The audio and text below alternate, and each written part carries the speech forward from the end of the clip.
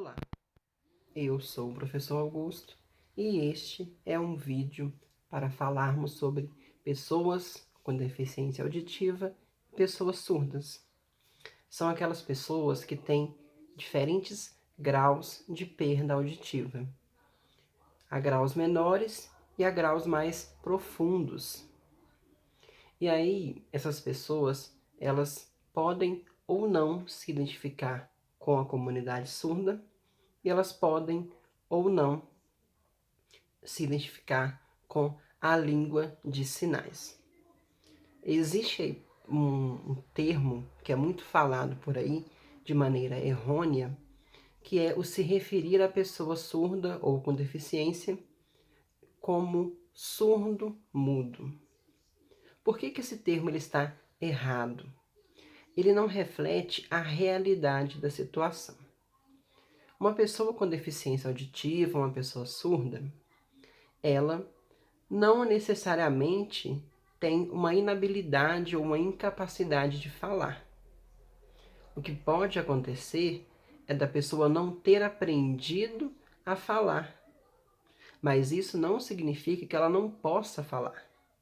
Inclusive, há muitos deficientes auditivos e surdos que são oralizados. Eles conseguem falar, eles falam bem e eles conseguem também entender o que nós falamos através de leitura labial. Muitas das vezes, eles vão precisar do apoio tanto da família quanto de profissionais, como fonoaudiólogos, para se tornarem oralizados. Há outros que gostam ou que optaram pela Libras. Aqui no Brasil, a língua dos surdos, a língua conhecida como língua dos surdos, é a língua brasileira de sinais. Como eu já disse, não são todas as pessoas com deficiência auditiva que utilizam a Libras, porém ela é muito bem difundida e muito bem aceita. Ela é uma forma de comunicação reconhecida pela lei e ela tem aí diversas características que a fazem ser entendida enquanto língua. A estrutura das frases, toda a organização, ela se organiza enquanto uma língua. E eu vou falar um pouquinho da Libras para vocês hoje. Lembrando que Libras é Língua Brasileira de Sinais.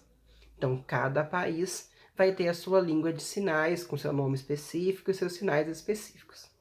Ok? Então, vamos começar do básico. Nós temos 2 pontos. Primeiro é o do alfabeto. Nós temos um alfabeto em Libras e nós utilizamos ele, às vezes, para se referir a alguma coisa que a gente não está lembrando o sinal, ou para falar o nome de alguém ou o nome de algum lugar. E aí o alfabeto igual ao nosso mesmo. A, B, C, D, enfim. E aí, além disso, é o nosso segundo ponto, nós temos sinais específicos. Assim como nós temos palavras para nos referir a diversas coisas, na Libras nós vamos ter sinais específicos para nos referir a diversas coisas. Por que eu tenho que saber isso? Para eu não achar que eu vou falar uma frase inteira, letra por letra. Não é assim que funciona, tá bom? Então eu vou primeiramente apresentar o alfabeto a vocês. Este é o alfabeto. Se vocês quiserem, podem pausar o vídeo para fazer uma leitura com uma maior facilidade.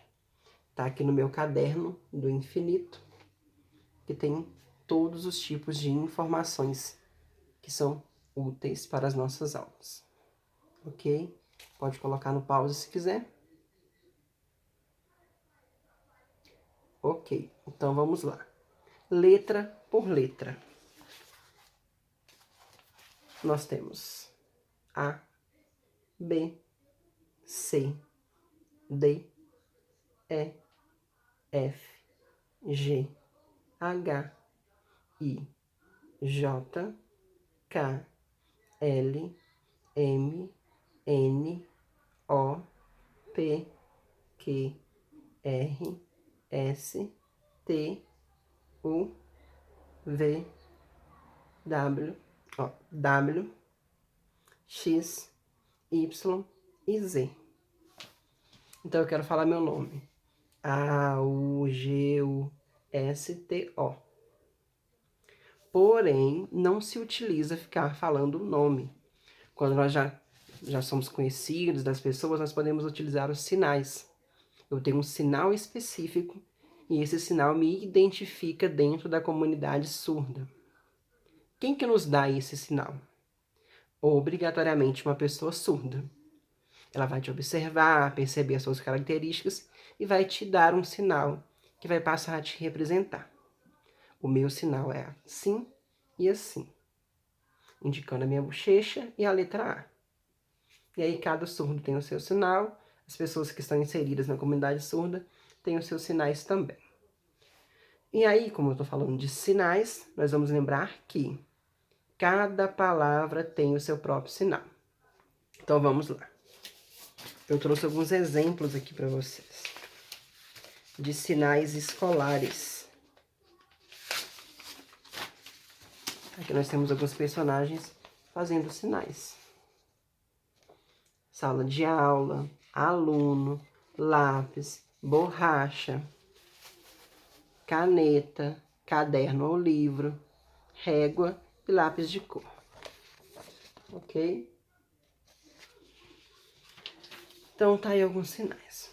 As pessoas surdas, assim como várias das pessoas com deficiência ao longo da história, muitas vezes elas eram escondidas da sociedade.